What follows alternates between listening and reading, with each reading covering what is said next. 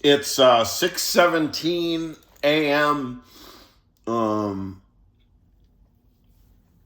Monday, January 26th, and this is The Sun.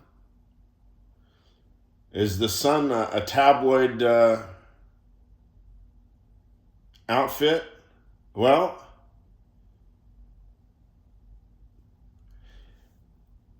this looks real enough to me.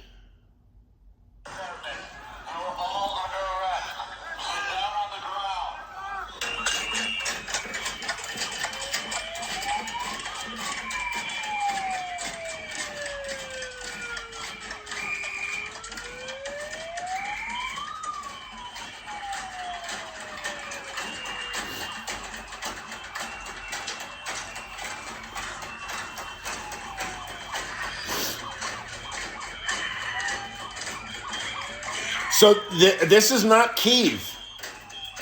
This is Minneapolis right now. It's not Ukraine.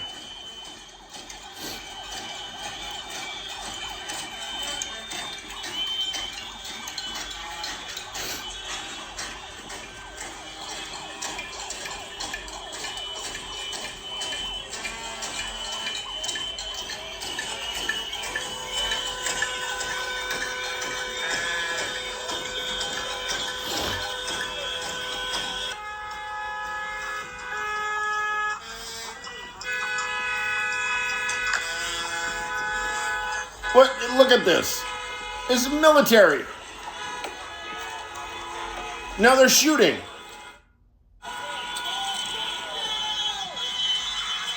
Shooting whatever, rubber bullets, canisters, whatever. I mean,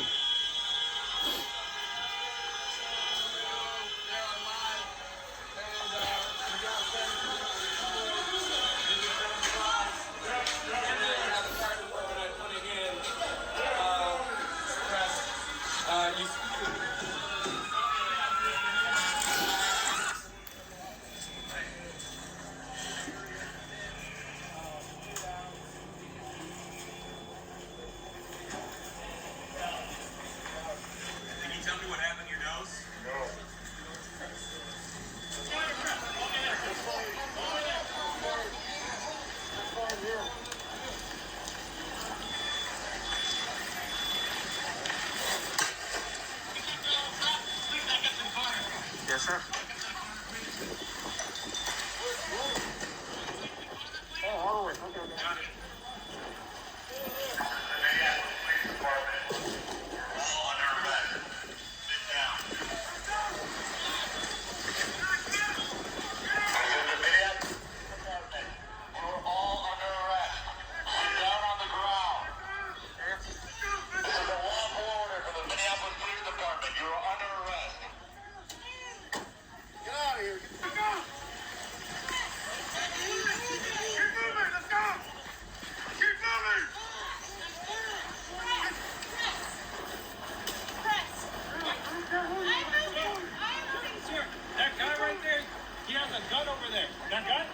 There's a guy over there with a gun.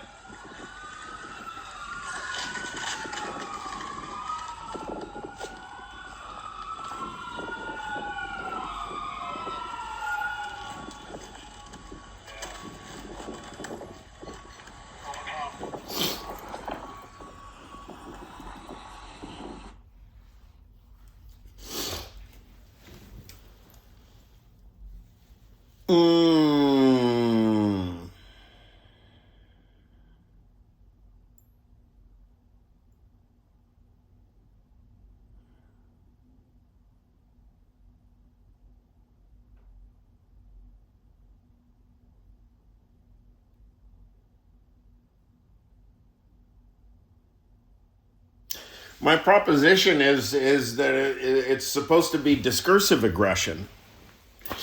I mean, look, what we were watching was a Holiday Inn. A Holiday Inn. And it's the middle of the night in Minneapolis.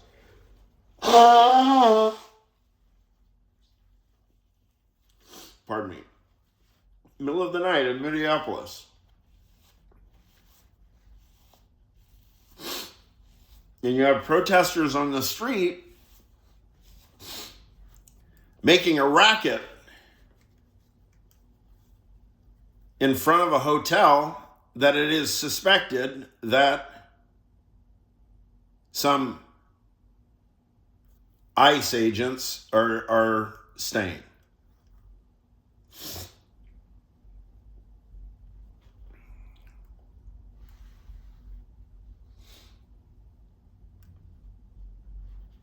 And it turns I mean, what was that we just watched? Now,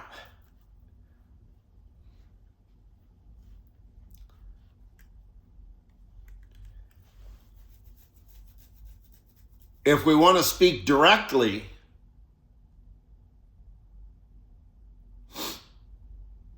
it holds us to, just like, for example, if I say, that I have some indigestion right now, mostly we can leave it at that, right? Because people know if you're indicating some indigestion, you're talking about intestines and shit and digestive gases and so on. And you're referring to certain bathroom related struggles, perhaps. So we know how to euphemize around the things that we don't like to name. And usually, I guess we do it by just avoiding the subject altogether. And if we have to refer, for example, apparently in Chinese, the word, a common word for penis is little brother, and for vagina, a little sister.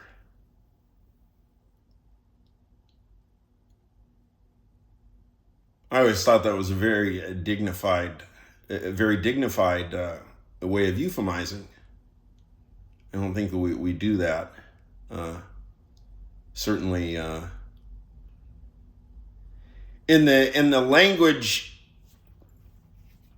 in the linguistic etymology between whatever Anglo-British and Norman French, or what Norman, I don't know the exact way to refer to the difference, but we've got crude language from our dear Anglo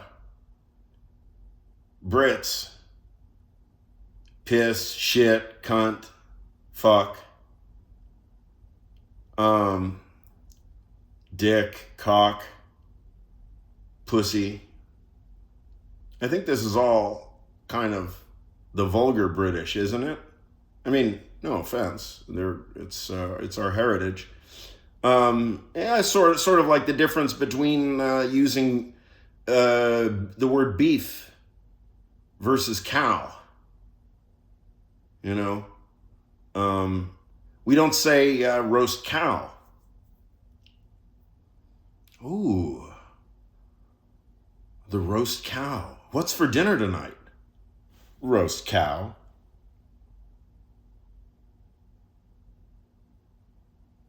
So what do we refer to what we just watched? How can we continue to talk about it analytically without degenerating into sensationalistic, sentimental, overly hyped language?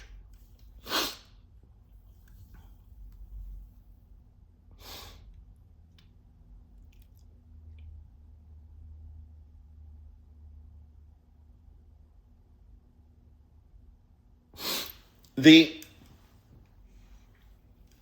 dialectical agonism does not match the physical agonism. Because look, physically, in terms of physical force and physical coercion, the gloves are off, right? The gloves are off.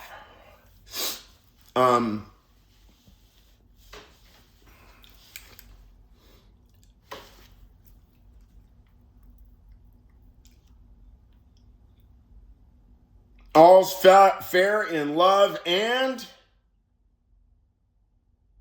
no.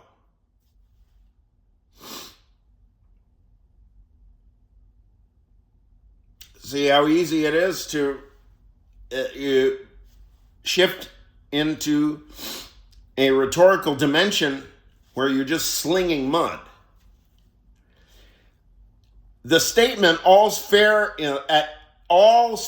in love and fill in the blank has no place in this discourse, because what we seek is the analytical basis for what we just watched.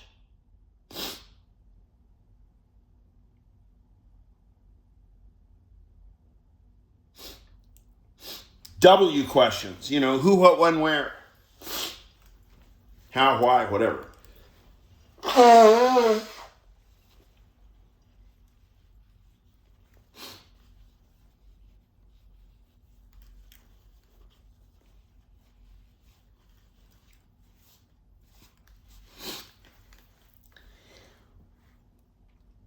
There is such a thing as the First Amendment.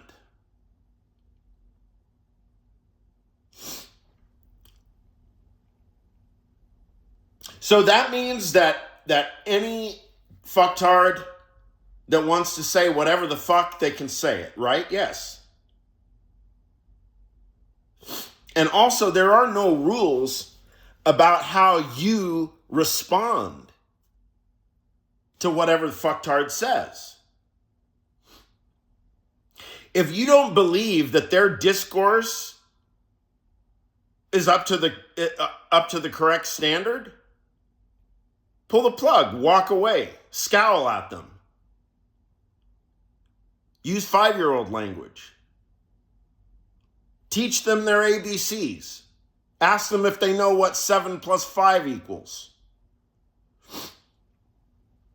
Get rhetorically really aggressive. Really push in the second person. You ask a question and then the clock is ticking. The other person has to answer. And if they throw talking point, any cliche, which of course that's the only thing that the authorities have right now, is they have like 2 talking points, right? They mumble something about immigrants, right? That's about it. Huh? What? Immigrants? Immigration?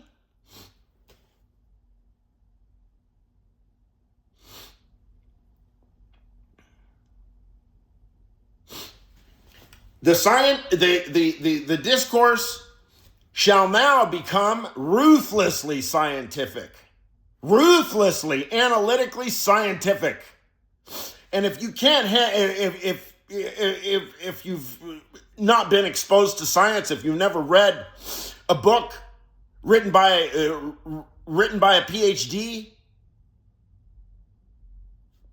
you can just sit down, have a seat.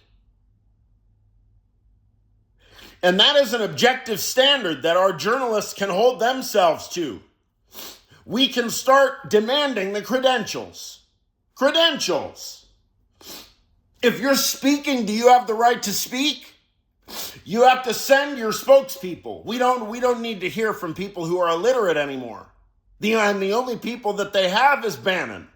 So now Bannon has to be the spokesperson for all of them, right? He's the only one that can speak coherently. He's the only one that's ever opened a book.